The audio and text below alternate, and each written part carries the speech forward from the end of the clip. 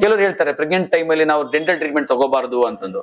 ಇಲ್ಲ, ಆತರ ಯಾವ ಲಿಟರೇಚರ್ ಅಲ್ಲಿ ಯಾವ ಪುಸ್ತಕದಲ್ಲಿ ಎಲ್ಲೂ ಯಾರು ಹೇಳಿಲ್ಲ. 3 4 ಅಥವಾ ಪೂರ್ತಿ ಬಾಯಿ ದವಡೆಗಳಲ್ಲೆಲ್ಲ ಯಾವ್ದು ಪೇಷಂಟ್ ಅಲ್ಲಿರೋದಿಲ್ವಲ್ಲ, ಅವರಿಗೆ ಅಂತ ಪೇಷಂಟ್ಸ್ಗೆ ಇದು ಒಂಥರ ವರದಾನ. ಇದು ಒಂದ್ ಪೇಷಂಟ್ಗೆ 1 ಟೂತ್ ಇಲ್ಲ ಅಂದ್ರೆ ಅವ್ರಿಗೆ ಇಂಪ್ಲಾಂಟ್ ಮಾಡೋ ನೆಸೆಸಿಟಿ ಇದೆಯಾ? ಖಂಡಿತ.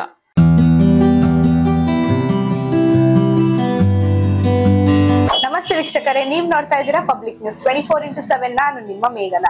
ನಿಮ್ಗೆ ಒಂದು ಪರ್ಫೆಕ್ಟ್ ನಗು ಬೇಕು ಅಂಡ್ ನಿಮ್ಮ ಹಲ್ಲಿಂದ ಅದು ತೊಂದರೆ ಆಗ್ತದೆ ಅಂತಂದ್ರೆ ಇಲ್ಲಿ ನಿಮ್ಗೆ ಡೆಂಟಲ್ ಇಂಪ್ಲಾಂಟ್ಸ್ ಎಷ್ಟು ಚೆನ್ನಾಗಿ ಮಾಡ್ತಾರೆ ಅಂತ ನೋಡ್ಕೊಂಡ್ ಬರೋಣ ಬನ್ನಿ. ಸೊ ವೀಕ್ಷಕರೇ, ಇವಾಗ ನಮ್ಮ ಜೊತೆ ಡೆಂಟಲ್ ಇಂಪ್ಲಾಂಟ್ ಸೆಂಟರ್ ಡಾಕ್ಟರ್ ಇದಾರೆ, ಬನ್ನಿ ಅವ್ರನ್ನ ಮಾತಾಡ್ಸೋಣ. Hello doctor. ನಮಸ್ತೆ.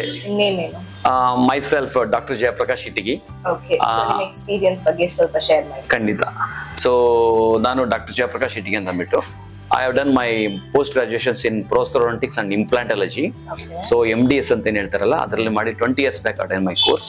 So I worked as a junior lecturer, senior lecturer, reader, assistant professor and professor and head of the department.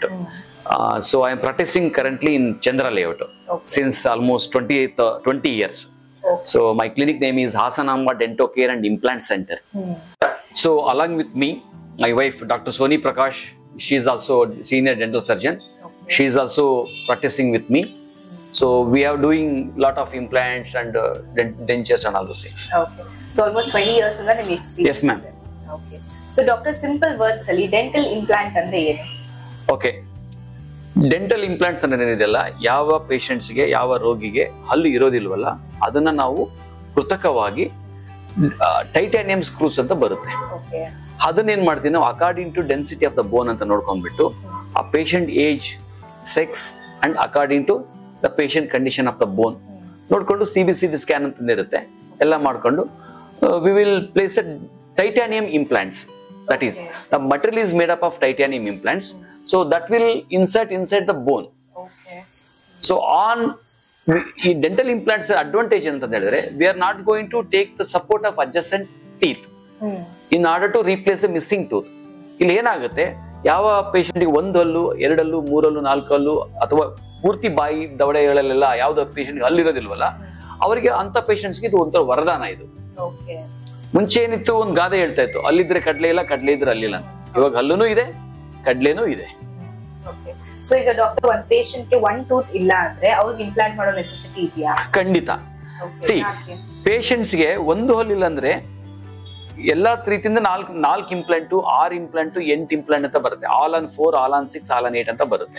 So ನಾವೇನ್ ಮಾಡ್ತೀವಿ, according to bone density condition ಅಂತ ನೋಡ್ಕೊಂಡ್ಬಿಟ್ಟು ಎಲ್ಲಿ ಅವಶ್ಯಕತೆ ಇದೆ, ಎಷ್ಟು ಉದ್ದ ಎಷ್ಟು ದಪ್ಪ ಆಗಿರ್ತಕ್ಕಂಥ implants according to size selection ಮಾಡ್ಕೊಂಡು ನಾವು ಆ ಪೇಷಂಟ್ಸ್ಗೆ ಏನ್ ಮಾಡ್ತೀವಿ, 2 ಇಂಪ್ಲಾಂಟು ಇದ್ರೆ ಡೆಂಚರ್ ಸಪೋರ್ಟೆಡ್ ಇಂಪ್ಲಾಂಟ್ ಅಂತ ಬರುತ್ತೆ, ಹೈಬ್ರಿಡ್ ಡೆಂಚರ್ಸ್ ಅಂತ ಮಾಡ್ಬೋದು. ಅಥವಾ 4 ಹಾಕೊಂಡ್ಬಿಟ್ಟು ಆಲ್ ಆನ್ 4 ಇಂಪ್ಲಾಂಟ್ಸ್ ಮಾಡ್ಬೋದು. ಸೊ ಖಂಡಿತ ಈ 1 ಹಲ್ಲು ಇಲ್ಲದೆ ಇದ್ರು ಕೂಡ ನಾವು ಡೆಂಚರ್ಸ್, ಇವಾಗ ಮುಂಚೆ ಏನಾಗ್ತಿತ್ತು, ಹಲ್ಲಿನ ಸೆಟ್ ಕೊಡ್ತಾ ಇದ್ವಿ ನಾವು. ಹಲ್ಲಿನ ಸೆಟ್ ಅದು ಏನು ಆಗ್ತಾ ಕಾಲಕ್ರಮೇಣ ಮತ್ತೆ ಏನಾಗ್ತಾ ಇತ್ತು ಅಂತಂದ್ರೆ, ಪೇಷಂಟ್ಸ್ಗೆ ದಿನ ತೆಗಿಬೇಕು, ವಾಶ್ ಮಾಡಬೇಕು, ಮತ್ತೆ ರಾತ್ರಿ ಮಲ್ಗಬೇಕಾದ್ರೆ ತಣ್ಣೀರ್ ದಬ್ಬದಲ್ಲಿ ತೆಗೆದು ಮಲ್ಕೋಬೇಕು. ಆಮೇಲೆ ಅದನ್ನ ಮೇಂಟೆನೆನ್ಸ್ ಕೂಡ ಮಾಡ್ತಾ ಇರಬೇಕು, ಎವ್ರಿ 5 years 10 years. ಅದು ಅಕಾರ್ಡಿಂಗ್ ಟು ಇಟ್ ಮೂಳೆ ಸೌದಂಗಲ್ಲಿ ಏನಾಗ್ತದೆ, ಡೆಂಚರ್ಸ್ ಲೂಸ್ ಆಗ್ತಾ ಬಂತ. ಸೊ ಇಲ್ಲಿ ಡೆಂಟಲ್ ಇಂಪ್ಲಾಂಟ್ಸ್ ಅಡ್ವಾಂಟೇಜ್ ಅಂತ ಹೇಳಿದ್ರೆ ಎಲ್ಲಾ ಹಲ್ಲುಗಳು ಫಿಕ್ಸ್ ಮಾಡಬಹುದು ಪರ್ಮನೆಂಟ್ಲಿ. ಅವ್ರಿಗೆ ಏನಾಗುತ್ತೆ, ಹಲ್ ಸೆಟ್ ತರ ಇರುತ್ತೆ, ಯಾವ್ದೇ ರೀತಿ ತೆಗೆದು ಹಾಕೋ ಕಿರಿಕಿರಿ ಇರೋದಿಲ್ಲ. ಹೌದು, ಡೆಂಟಲ್ ಇಂಪ್ಲಾಂಟ್ ಅನ್ನೋದೇ permanent. So permanent in the sense ಎಲ್ಲಿವರೆಗೂ ಮೂಳೆ ಮತ್ತು ಎಲ್ಲಿವರೆಗೂ ಟೈಟಾನಿಯಂ ಸ್ಕ್ರೂಸ್ ಬಂದ ಚೆನ್ನಾಗಿರುತ್ತೋ, ಆಸ್ಟಿಯೋ ಇಂಟಿಗ್ರೇಷನ್ಸ್ ಅಂತ ಹೇಳ್ತೀವಿ ನಾವು, ಅದು ಎಲ್ಲಿವರೆಗೂ ಚೆನ್ನಾಗಿರುತ್ತೋ ಅಲ್ಲಿವರೆಗೂ ಇಂಪ್ಲಾಂಟ್ ಶಾಶ್ವತವಾಗಿ ಪೇಷಂಟ್ ಬಾಯಿನಲ್ಲಿ ಇರುತ್ತೆ. ಈಗ ವಯಸ್ಸಾದವರು ಕೂಡ ಇದನ್ನ ಮಾಡಿಸ್ತಾರೆ. ಖಂಡಿತ. ಇದಕ್ಕೆ ಯಾವುದೇ ರೀತಿ ವಯೋಮಿತಿನೇ ಇಲ್ಲ. ಇದಕ್ಕೆ ವಯೋಮಿತಿ ಒಂದೇ ಒಂದು ಬೇಕಾಗಿರೋದು, ಆ ಪೇಷಂಟ್ಸ್ಗೆ ಮಾಡ್ಬೇಕಾಗಿರ್ತಕ್ಕಂಥದ್ದು ಇಂಪ್ಲಾಂಟ್ ಮಾಡೋ ಸಮಯದಲ್ಲಿ ಆ ಮೂಳೆ ಸದೃಢತೆ ಹೇಗಿರೋದು ಮುಖ್ಯ ಆಗುತ್ತೆ. ಕೆಲವರು ಆಸ್ಟಿಯೋಪೋರೋಸಿಸ್ ಅಂತ ಸಫರ್ ಮಾಡ್ತಾ ಇರ್ತಾರೆ, ಅಥವಾ ಇನ್ನಿತರ ಮೂಳೆ ಸಮಸ್ಯೆ ಇರುತ್ತೆ, ಅಂತವರಿಗೆ ಸ್ವಲ್ಪ ಕಷ್ಟ ಸಾಧ್ಯ, ಮಾಡ್ಲಿಕ್ಕೆ ಆಗೋದಿಲ್ಲ ಅಂತ ಹೇಳಕ್ಕಾಗಲ್ಲ. ಇಲ್ಲಿ ಇದರ ಏನಾಗುತ್ತೆ, ಸಿಸ್ಟಮಿಕ್ ಡಿಸೀಸಸ್ ಅಂತ ಹೇಳ್ತೀವಿ ನಾವು, ಡಯಾಬಿಟಿಸ್ ಇರ್ಬೋದು, ಓಪನ್ ಹಾರ್ಟ್ ಸರ್ಜರಿ ಆಗಿರ್ಬೋದು, ಅಂತವ್ರಿಗೆ ಕೂಡ ನಾವು ಮಾಡಿದೀವಿ. ಅಂತವ್ರಿಗೆ ಕೂಡ ಮಾಡಿದೀವಿ. ಸೊ ಡೆಂಟಲ್ ಇಂಪ್ಲಾಂಟ್ ಪ್ರೊಸೀಜರ್ ಯಾವ ರೀತಿ ಇರುತ್ತೆ? ಡೆಂಟಲ್ ಇಂಪ್ಲಾಂಟ್ ಪ್ರೊಸೆಸ್ ನೋಡಿ, ಇವಾಗ ಏನಾಗಿದೆ, ಇವಾಗ 2 ರೀತಿಯಿಂದ ಪ್ರಾಕ್ಟೀಸ್ ಮಾಡ್ತಾ ಇದ್ದಾರೆ. ಒಂದು ಬೇಸಲ್ ಇಂಪ್ಲಾಂಟ್ ಅಂತ ಅಂದ್ಬಿಟ್ಟು, ಇನ್ನೊಂದು 2 piece ಇಂಪ್ಲಾಂಟ್ ಅಂತ ಅಂದ್ಬಿಟ್ಟು, that is called endosseous implant ಅಂತ ನಾವು ಕಾಮನ್ ಆಗಿ ಹೇಳ್ತೀವಿ. Endosseous implant is introduce by Branemark to the society. So that is that one is bone fixing, one is bone osseointegrations. So ನಾನು ಸಾಮಾನ್ಯವಾಗಿ practice ಮಾಡ್ತಾ ಇರೋದು 2 piece implant ಅಂತ ಹೇಳ್ತೀವಿ ನಾವು. ಸೊ ನಮ್ಮಲ್ಲಿ ಬೇಸಲ್ ಇಂಪ್ಲಾಂಟ್ ಕೂಡ ಕೆಲವರಿಗೆ ಪೇಷಂಟ್ಸ್ ಕೇಳಿದ್ರೆ ಬಂದ್ ಮಾಡಿ ಹೋಗ್ತಾರೆ. So we will also use to ಕೊಡ್ತೀವಿ. ಅದು ಬಂದ್ಬಿಟ್ಟು 72 hours ಅಲ್ಲಿ ನಾವು we can deliver to the patient. So ಇನ್ನು ಬಂದ್ಬಿಟ್ಟು 3 months. ಸೊ ಸಾಮಾನ್ಯವಾಗಿ ಇಂಪ್ಲಾಂಟ್ ಅನ್ನ ಬಿಟ್ಟು 3 ತಿಂಗಳ ಕಾಲ ಬಿಡಬೇಕಾಗತ್ತೆ. ಏನಕ್ಕಂದ್ರೆ ಮೂಳೆ ಮತ್ತು ಇಂಪ್ಲಾಂಟ್ ಸಂಬಂಧ ಕೂಡ್ಕೋಬೇಕು, ಆಸ್ಟಿ ಇಂಟಿಗ್ರೇಷನ್ ಪ್ರಾಪರ್ ಆಗಿ ಆಗ್ಬೇಕು.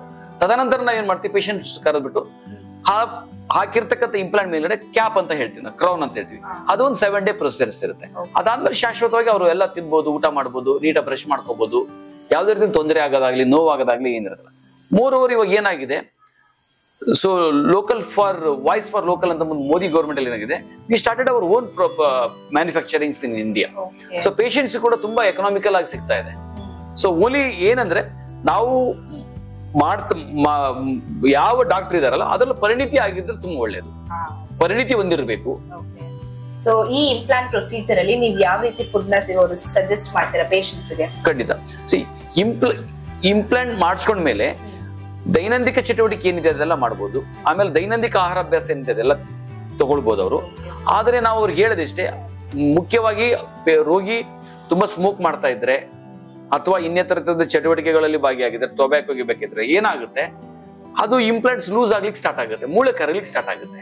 ಸೊ ನಾವು ಆಹಾರ ಕ್ರಮದಲ್ಲಿ ನಾವು ದೈನಂದಿಕ ಆಹಾರ ಕ್ರಮ ಏನಿದೆ ಇರುತ್ತಲ್ಲ ಅದೆಲ್ಲ ತಗೋಬಹುದು, ವೆಜ್ ನಾನ್ ವೆಜ್ ಎಲ್ಲ ತಗೋಬಹುದು. ಆದರೆ ಸಿ ನೋಡಿ, ನಾನ್ ವೆಜ್ ಅಂದ ತಕ್ಷಣ ನೀವು ಎಲ್ಲಾ ನಲ್ಲಿ ಮೂಳೆ ಕಡಿಯೋದು ಅಂತ ಹೇಳ್ತಾರಲ್ಲ, ಅದೆಲ್ಲ ತಿನ್ಲಿಕ್ಕೆ ಆಗಲ್ಲ.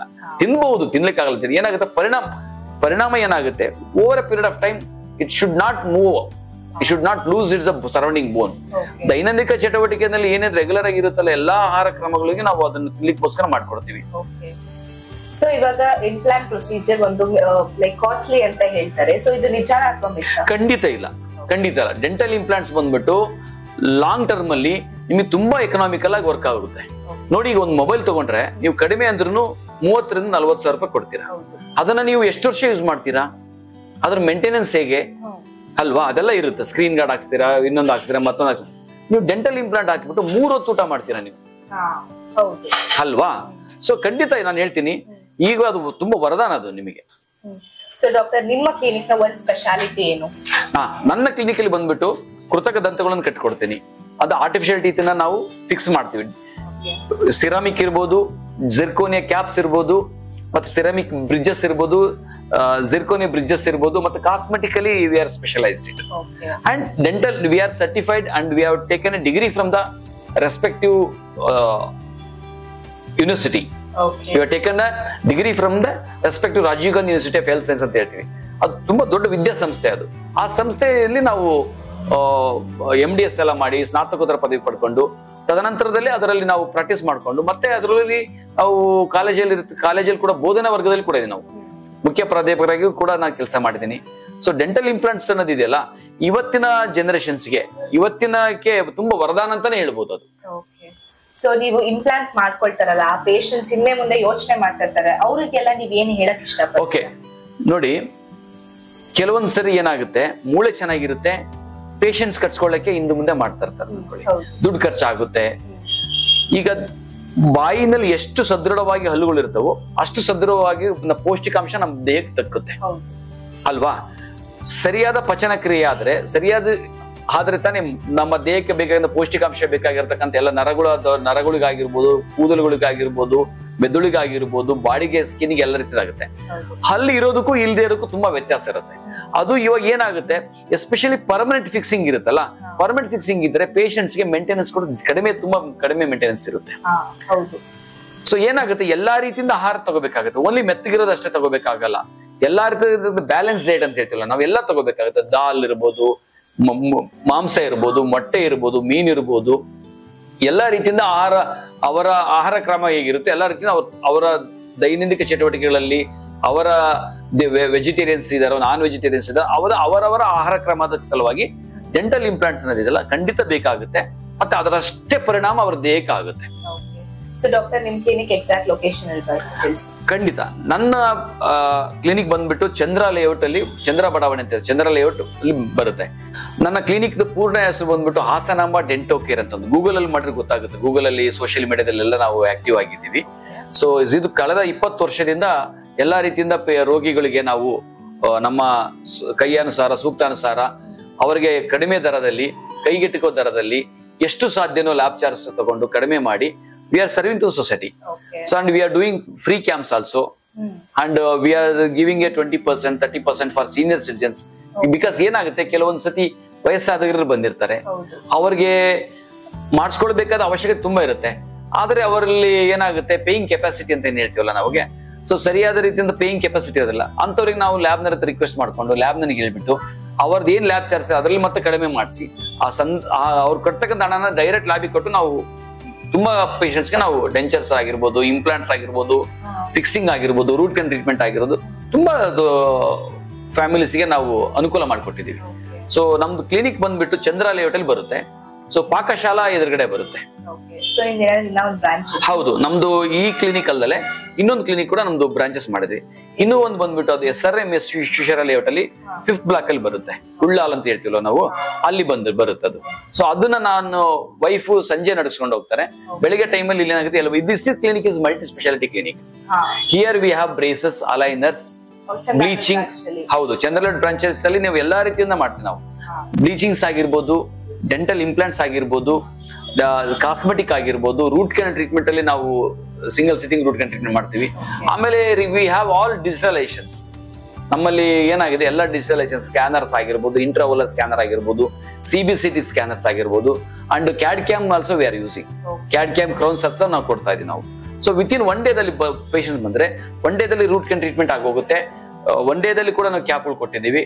ಸಿಂಗಲ್ ಡೇ ಇಂಪ್ಲಾಂಟ್ಸ್ ಎಲ್ಲ ಆಗಿದೆ. So we are expert in it. ನಾವು ಡೆಂಟಲ್ ಇಂಪ್ಲಾಂಟ್ಸ್ ಬಗ್ಗೆ ಮಾತಾಡ್ತಾ ಇದ್ವಿ. ನಾವು ಈ ಪೇಷಂಟ್ಸ್ ಎಕ್ಸ್ರೇ ಮತ್ತೆ OPG ಮತ್ತೆ CBCT ಸ್ಕ್ಯಾನರ್ ಅಲ್ಲಿ ನಿಮಗೆ ಗೊತ್ತಾಗುತ್ತೆ ಯಾವ ಮೇಲ್ಗಡೆ ದವಡೆ ಆಗಿರ್ಬೋದು, ಕೆಳ ದವಡೆ ಆಗಿರ್ಬೋದು, ಒಂದು ಅಲ್ಲಿರ್ಲಿಲ್ಲ ಅವರಿಗೆ. ಆ ತರ ಪೇಷಂಟ್ಸ್ ಗೆ ನಾವೇನ್ ಮಾಡಿದ್ವಿ, ನಾವು ಕೆಳಗಡೆ ಅತ್ಯವಶ್ಯಕ ಆಗಿರತಕ್ಕಂತ 6 ಆಲ್ ಆನ್ 6 ಮಾಡಿದ್ವಿ ನಾವು. ಅಂದ್ರೆ ನಾವು 6 ಇಂಪ್ಲಾಂಟ್ ಹಾಕ್ಬಿಟ್ಟು ನಾವು ಕಂಪ್ಲೀಟ್ಲಿ ಫಿಕ್ಸ್ ಮಾಡಿದ್ವಿ. ನೀವು ಇಲ್ಲಿ ನೋಡ್ಬೋದು, ಎಲ್ಲ ಸಿರಾಮಿಕ್ ಬ್ರಿಡ್ಜಸ್. ಇದು ಯಾವ್ದು ತೆಗೆದು ಹಾಕೋದು ಯಾವ್ದಲ್ಲ. ಓಕೆ, ಈಗ ನಾವು ಮೇಲ್ಗಡೆ ಏನಾಗಿದೆ, ಮೇಲ್ಗಡೆ ನೆಕ್ಸ್ಟ್ ಸಿಟ್ಟಿಂಗ್ಸ್ ಅಲ್ಲಿ ಸ್ಟಾರ್ಟ್ ಮಾಡ್ತಾ ಇದ್ವಿ ನಾವು. ಫಸ್ಟ್ ಅವ್ರಿಗೆ ಏನಾಯ್ತು, ಮೇಲ್ಗಡೆ ಟೀತ್ ಇತ್ತು, ಕೆಳಗಡೆ ಒಂದು ಅಲ್ಲಿ ಇರ್ಲಿಲ್ಲ. ಸೊ ನಾವು ಕೆಳಗಡೆ ಫಿಕ್ಸ್ ಮಾಡ್ಕೊಂಡ್ವಿ. ಕಾಲಕ್ರಮೇಣ ಏನಾಯ್ತು, ಪೇಷಂಟ್ಸ್ಗೆ ಒಸಡಿನ ಸಮಸ್ಯೆ ಸ್ಟಾರ್ಟ್ ಆಯ್ತು, ಮೂಳೆ ಸಮಸ್ಯೆ ಸ್ಟಾರ್ಟ್ ಆಯ್ತು, ಅಲ್ಲೆಲ್ಲ ಅಳಗಾಡ್ಲಿಕ್ಕೆ ಸ್ಟಾರ್ಟ್ ಆಯ್ತು. ಕೊನೆಗೆ ನಾವೆಲ್ಲ ಮೇಲ್ಗಡೆದೆಲ್ಲ ಹಲ್ಲು ತೆಗೆದ್ಬಿಟ್ಟು ನಾವು ಒಂದು ಟೆಂಪರರಿ ಡೆಂಚರ್ಸ್ ಕೊಟ್ಟಿದೀವಿ. ಈಗ ಈ ರೋಗಿಗೆ, ಈ ಪೇಷಂಟ್ಸ್ಗೆ ಏನ್ ಮಾಡಿದ್ವಿ ನಾವು, ಇನ್ನೊಂದು 3 ಮಂತ್ಸ್ ಆದ್ಮೇಲೆ ಮೇಲ್ಗಡೆ ಕೂಡ ನಾವು ಅದೇ ರೀತಿ ಫಿಕ್ಸ್ ಮಾಡ್ತೀವಿ. ಹೌದು, 2 ಮೇಲೆ ದವಡೆ ಮತ್ತೆ ಕೆಳ ದವಡೆಗೆ ಎಲ್ಲ ರೀತಿ ಪರ್ಮನೆಂಟ್ ಆಗುತ್ತೆ. ಈಗ patient is very happy. So ಅಲ್ಲಿ ಇರೋದಕ್ಕೂ ತುಂಬಾ ಡಿಫರೆನ್ಸ್ ಆಗುತ್ತೆ. ಅವರ ದೈನಂದಿನ ಚಟುವಟಿಕೆಗಳಲ್ಲಾಗಿರ್ಬೋದು, ಅವ್ರಿಗೆ ಬೇಕಾಗಿರೋ ಪೌಷ್ಟಿಕಾಂಶ ಇರಬಹುದು, ಬಾಯಿಯಿಂದನೇ ನಮ್ದು ಸ್ಟಾರ್ಟ್ ಆಗೋದು ಅಲ್ವಾ. ಸೊ ನಮ್ಮ ಬಾಯಿಯೊಳಗಡೆ ಆಹಾರ ಹೋದ್ಮೇಲೆ ತಾನೇ ಅದು ಚೆನ್ನಾಗಿ ಪಚನ ಆಗ್ಬೇಕು, ಜೀರ್ಣ ಆಗ್ಬೇಕು, ತದನಂತರ ಅದು ಹೊರಗಡೆ ಅಬ್ಸರ್ವ್ ಆಗ್ಬೇಕು. ಸೊ ಮೂಳೆಗಾಗ್ಲಿ, ಮೆದುಳಿಗಾಗ್ಲಿ, ಹೇರ್ಗಾಗ್ಲಿ ಹಲ್ಲು ಅನ್ನೋದಿದೆಲ್ಲ ತುಂಬಾ ಇಂಪಾರ್ಟೆಂಟ್. ಅಷ್ಟೇ ಅಲ್ಲ, ಹಲ್ಲಿಗೂ ಮತ್ತು ಹೃದಯಕ್ಕೂ ತುಂಬಾ ಕನೆಕ್ಟಿವಿಟಿ ಇದೆ. ನಾವು ಬಾಯಿ ಸ್ವಚ್ಛ ಆಗಿದ್ರೆ ಹಲ್ಲು ಸ್ವಚ್ಛವಾಗಿರುತ್ತೆ. ಸ್ಟ್ರೆಪ್ಟೋಕಾಕಸ್ ಮಿಟನ್ಸ್ ಅಂತ ಒಂದು ಕೀಟಾಣು ಇದೆ. ಸೊ ಅದರಿಂದ ಏನಾಗುತ್ತೆ, ಕ್ಯಾವಿಟಿ ಸ್ಟಾರ್ಟ್ ಆಗುತ್ತೆ. ಸೊ ಅದರಿಂದ ಏನಾಗುತ್ತೆ, ಸೊ ಕಾರ್ಡಿಯಾಕ್ ಫೇಲ್ಯೂರ್ಸ್ ಆಗ್ಬೋದು. ಫಾರ್ ಎಕ್ಸಾಂಪಲ್, ನಿಮ್ಮ ಬಾಯಿ ಅದು ಇದರಲ್ಲಿ ಲಿಟ್ರೇಚರ್ ಕೂಡ ಪ್ರೂವ್ ಮಾಡಿದೆ. ಸೊ ನಾವ್ ಯಾವಾಗ ನಾವು ರೋಗಿಗಳಿಗೆ ಹೇಳೋದಿಷ್ಟೇ, ನಾವು ಕೇಳ್ಕೊಳ್ಳೋದಿಷ್ಟೇ, ನಿಮ್ಮ ಬಾಯಿ ಆರೋಗ್ಯವೇ ನಿಮ್ಮ ದೈಹಿಕ ಆರೋಗ್ಯ, ಹಾಗೆ ನಿಮ್ಮ ಹೃದಯದ ಆರೋಗ್ಯ. ಅಷ್ಟೇ ಅಲ್ಲ, ನಾವು ತುಂಬಾ ಪ್ರೆಗ್ನೆಂಟ್ ಆಗಿರ್ತಕ್ಕಂಥ ವುಮೆನ್ಸ್ ಕೂಡ ನಾವು ಟ್ರೀಟ್ಮೆಂಟ್ ಮಾಡಿದೀವಿ. ಕೆಲವರು ಹೇಳ್ತಾರೆ ಪ್ರೆಗ್ನೆಂಟ್ ಟೈಮಲ್ಲಿ ನಾವು ಡೆಂಟಲ್ ಟ್ರೀಟ್ಮೆಂಟ್ ತಗೋಬಾರದು ಅಂತಂದು. ಇಲ್ಲ, ಆತರ ಯಾವ ಲಿಟ್ರೇಚರ್ ಅಲ್ಲಿ, ಯಾವ ಪುಸ್ತಕದಲ್ಲಿ ಎಲ್ಲೂ ಯಾರು ಹೇಳಿಲ್ಲ. ಸೊ ಎಲ್ಲಾ ರೀತಿಯ ರೋಗಿಗಳು ಇದೆ. ಡಯಾಬಿಟಿಕ್ ಇರೋರು ಕೂಡ ಡೆಂಟಲ್ ಟ್ರೀಟ್ಮೆಂಟ್ ತಗೋಬಹುದು, ಡಯಾಬಿಟಿಕ್ ಇರೋರು ಕೂಡ ಅಲ್ಲಿ ತೆಗೆಸ್ಕೊಂಡು ಟ್ರೀಟ್ಮೆಂಟ್ ತಗೋಬಹುದು, ಹೃದಯ ರೋಗಿಗಳು ಕೂಡ ತಗೋಬಹುದು. ಸೊ ಹಿಮೋಫಿಲಿಯಾ ಅಂತ ಪೇಷಂಟ್ಸ್ ಅಂತ ಹೇಳ್ತೀವಿ, ಆ ಪೇಷಂಟ್ಸ್ ಕೂಡ ನಾವು ನಮ್ಮ ಕ್ಲಿನಿಕ್ ಅಲ್ಲಿ ಟ್ರೀಟ್ಮೆಂಟ್ ಮಾಡಿದ್ವಿ ನಾವು. ಸೊ ಇವರಿಗೆ ಮಾಡ್ಬೇಕು, ಇವ್ರಿಗೆ ಮಾಡಬಾರದು ಅನ್ನೋದು ಯಾವ್ದು ರೀತಿ ಇಲ್ಲ. ಮಾಡುವ ಪರಿಣಿತರಲ್ಲಿ ಇಂಪಾರ್ಟೆಂಟ್ ಆಗಿರುತ್ತೆ. ಮಾಡುವ ಡಾಕ್ಟರ್ ಹೇಗಿದ್ದಾರೆ, ಅವ್ರ ಕೈಲಿ ಆಗುತ್ತೋ ಇಲ್ವೋ, ಆಗದೆ ಇದ್ರು ಕೂಡ ನಾವು ಕನ್ಸಲ್ಟೆಂಟ್ ಸ್ಪೆಷಲಿಸ್ಟ್ ಕೂಡ ಇದ್ದಾರೆ ನಮ್ಮ ಕ್ಲಿನಿಕ್ ಕೂಡ. ಸರ್ಜನ್ಸ್ ಇದ್ದಾರೆ, ಸರ್ಜನ್ಸ್ ಬಂದು ಹೋಗ್ತಾರೆ. So this is a thing of beauty of the dental implants and other dental treatments in my clinic. ಸಾಮಾಜಿಕ ಸೇವೆಯಲ್ಲೂ ತೊಡಗಿಸಿಕೊಂಡಿರುವ ಡಾಕ್ಟರ್ ಜಯಪ್ರಕಾಶ್ ಅವರು ಸಾಹಿತಿಯೂ ಆಗಿದ್ದಾರೆ. ಕೆಂಡಸಂಪಿಗೆ ಚುಟುಕು ಸಂಕಲನ ಬರೆದು ಬಿಡುಗಡೆ ಮಾಡಿದ್ದಾರೆ. ಕರೋನಾ ಕಾಲದಲ್ಲಿ ಶಿಶು ವಿಜ್ಞಾನ ಹಾಗೂ ದೈನಂದಿನ ಜೀವನದಲ್ಲಿ ವಿಜ್ಞಾನ ಎಂಬ ಪುಸ್ತಕಗಳನ್ನ ಬರೆದಿದ್ದಾರೆ. ಸೊ ವೀಕ್ಷಕರೇ, ನೀವೇ ತಿಳ್ಕೊಂಡ್ರಿ ಅಲ್ವಾ, ಡೆಂಟಲ್ ಇಂಪ್ಲಾಂಟ್ಸ್ ಬಗ್ಗೆ ಪ್ರತಿಯೊಂದು ಇನ್ಫಾರ್ಮೇಶನ್ ಕೂಡ ನಾನು ನಿಮ್ಗೆ ಡಾಕ್ಟರ್ ಕೈಲಿಂದ ಹೇಳ್ಸಿದೀನಿ. ಸೊ ಹಾಗಿದ್ರೆ ತಡ ಯಾಕೆ ಮಾಡ್ತೀರಾ? ಆದಷ್ಟು ಬೇಗ ನಿಮ್ಗೆ ಡೆಂಟಲ್ ಇಂಪ್ಲಾಂಟ್ಸ್ ಮಾಡಿಸ್ಬೇಕು ಅಂತ ಅಂದ್ರೆ ಇಲ್ಲಿ ಬಂದು ವಿಸಿಟ್ ಮಾಡಿ. ಮತ್ತಷ್ಟು ಸುದ್ದಿಗಳಿಗಾಗಿ ನೋಡ್ತಾ ಇರಿ ಪಬ್ಲಿಕ್ ನ್ಯೂಸ್ 24x7. ಇದು ಸತ್ಯದ ಧ್ವನಿ.